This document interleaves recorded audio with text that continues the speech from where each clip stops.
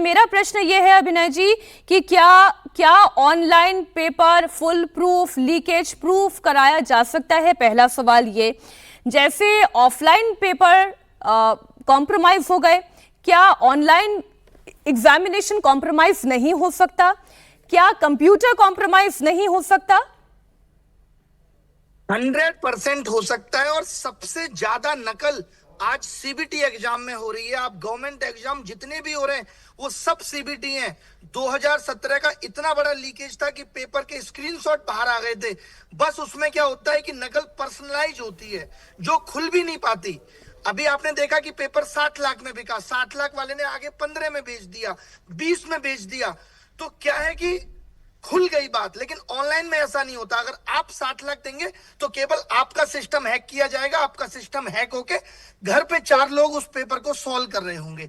ऐसा मैं इसलिए भी कह रहा हूं क्योंकि सरकार के पास आज इतना इंफ्रास्ट्रक्चर नहीं है जो वो 24 लाख लोग या 15 लाख लोगों का एग्जाम भी एक दिन में करा सके। वो मल्टीपल शिफ्ट में एग्जाम कराएगी। वहां नकल ही नहीं, वहां बच्चा नॉर्मलाइजेशन से मारा जाएगा। पता चलेगा किसी बच्चे के नंबर 690 से 720 हो गए। ये सबसे बड़ी दिक्कत है। वहां रिजल्ट में गड़बड़ियां मिलेंगी। तो जब तक सरकार की मंशा ठीक नहीं है, अगर ऑनलाइन सॉल्यूशन था तो हम 10 साल से डिजिटल इंडिया चिल्ला रहे, अब तक नहीं कर पाए थे। ये तो सिर्फ मन को समझाने वाली बात है कि अभी लीक हो गया, कैसे लोगों को शांत करना है। तो ठीक है, नहीं, लेकिन फिर मैं एक एग्जांपल आपके सामने आईटी जेईई का रखती हूँ। ये एग्जामिनेशन भी तो ऑनलाइन कंडक्ट हो रहे हैं, अलग अलग पालियों में कंडक्ट हो रहे हैं। जी जी बिल्कुल, आप सही कह रही हैं। मैं आपके सामने एग्जांपल यूपीएससी का रख देता हूं जो कि ऑफलाइन हो रहा है। और यूपीएससी में लगातार खामियां हो रही हैं जो बहुत बड़े लेवल पे पता नहीं चलती, मीडिया में नहीं आ रही, और यूपीएससी सुधार भी कर रहा है। तो ऐसा नहीं है कि आईआईटी जेईई में कुछ भी हो रहा है। बैंक के एग्जाम में आपने सुना लीक हो रहा है। आप बताइए किसका सिलेक्शन करा रहे हैं? 30-30 लाख रुपए में मैनेजर और क्लर्क की पोस्टें बिक रही हैं। तो वो बाहर आने में टाइम लगता है। मैंने कहा ना कि पर्सनलाइज नकल होती है। वहां खुल के नकल नहीं होती, वहां सिस्टम हैक होता है। और सरकार के पास अपना सेटअप नहीं है। सरकार कहती है टीसीएस एग्जाम कराएगा, टीसीएस उसकी सबलेटिंग किसी और को कर देती है। तो वहां अभी पता नहीं चल पा रही ये चीजें, वरना ये खुलेगा। और नीट के पेपर, आईआईटी के पेपर में आई थी खबरें कि कई सेंटर कंप्रोमाइज हो गए थे। पूछिए नितिन विजय सर से, पूछिए नितिन जी ये जो बात अभिनव जी कह रहे हैं कि आईआईटी जेईई में भी तो ये परेशानी आई थी, और कई प्रोफेसर्स ये कह रहे हैं कि जेआरएफ में भी ये परेशानी आई है। अब यूपीएससी और बैंकिंग एग्जामिनेशन में क्या हो रहा है ये अभी तक खुलकर सामने नहीं आया।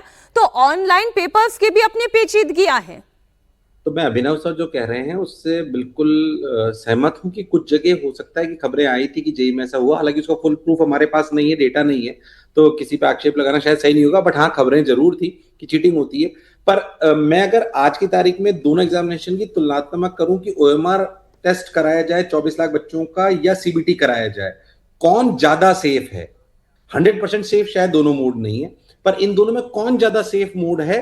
तो वो सीबीटी वाला ज्यादा सेफ मोड है। तो मुझे लगता है जो ज्यादा सेफ मोड है पहले उस पर शिफ्ट होना चाहिए। फिर उसमें जितने भी छोटे छोटे से लीकेजेस या लूप होल्स हैं उनको अपने को साइबर क्राइम के थ्रू जो हो रहे हैं या जैसे अभी अभिनव जी बता रहे थे वैसे हो रहे हैं, उसको रोकने का प्रयास करना चाहिए। पर पहले हमारे पास दो रास्ते सर ये समझाएं, क्योंकि अब जो अगर विकल्प जिस पर हम फेज 2 पर जा ही चुके हैं, ऑनलाइन करने की बात सरकार कर ही चुकी है, तो इसके यहाँ पर क्या क्या लूप होल्स हैं इसे थोड़ा बताएं।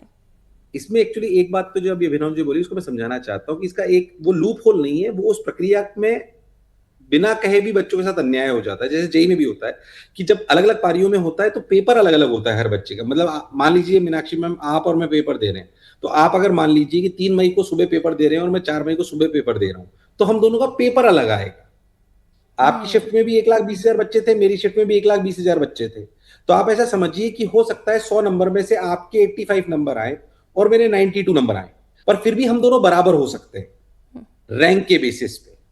यानी 1,20,000 में से मान लीजिए मेरी रैंक आई 1 लाख और आपकी भी आई 1 लाख, पर नंबर हमारे अलग अलग हो सकते हैं। तो ये नॉर्मलाइजेशन का क्राइटेरिया है, क्योंकि पेपर अलग अलग होता है, चीजें अलग अलग होती है, तो नॉर्मलाइज उसको करा जाता है इस तरीके से। तो एग्जैक्टली फेयर एग्जामिनेशन ये नहीं कहा जा सकता। 19-20 का इसमें असर होता है। हालांकि कंडक्टिंग एजेंसी एनटी इस बात का ध्यान रखती है कि ये 1,20,000 बच्चे हर अलग अलग जगह के परिवेश के रीजन के बच्चों को उठाया जाए, ताकि ऐसा ना हो कि हमने सिर्फ दिल्ली के उठा ली तो सारे इंटेलिजेंट बच्चे एक साथ आ गए। और किसी ग्रामीण परिवेश के उठा लिए ताकि सारे बच्चे एक साथ थोड़े कमजोर परिवेश के आ गए, वो इस बात का ध्यान रखती है। बट फिर भी जब भी पेपर अलग अलग होगा तो पेपर को ये बोल देना कि वो निष्पक्ष है, ये शायद संभव नहीं है। नॉर्मलाइजेशन की एक खामी है। उसके अलावा ये तो एक प्रक्रिया की ही खामी हो गई जिसको तो हटाया ही नहीं जा सकता। ठीक। दूसरी बात, जो जैसे सर ने बोला कि कभी कभी कंप्यूटर कॉम्प्रोमाइज हो सकते हैं 50 लाख 60 लाख में, तो एक्चुअली उसमें क्या है, बस उसमें सेफ्टी इस बात की कि अगर कॉम्प्रोमाइज हुआ भी सही तो 2 5 10 20 बच्चों तक जहां तक हुआ वहां पे जाके रुक गया। ओएमआर बेस में क्या होता है कि एक बार पेपर बाहर आ गया तो उसके बाद वो डार्क वेब पे अगर डल गया तो वो हजारों लाखों की संख्या में चला जाएगा। आप ऐसा समझिए, शायद सुनने में अजीब सा लगे, पर अगर आज ही नीट की प्रक्रिया को, जो भी नीट 2026 में वापस रीनीट कराया जा रहा है, अगर ये नहीं कराई जाती तो मेरा मानना है कम से कम 10,000 से 15,000 ऐसे डॉक्टर बनते जो डॉक्टर बनने के लायक थे ही नहीं। पर अगर इसकी जगह सीबीटी में होता और पेपर इंडिविजुअली बिकता तो शायद ये संख्या 25 50 या 100 होती। नुकसान तो 25 50 100 में भी है, पर कहां हजारों में और कहां इसमें। इसलिए CBT is a much more safer mode than online OMR mode.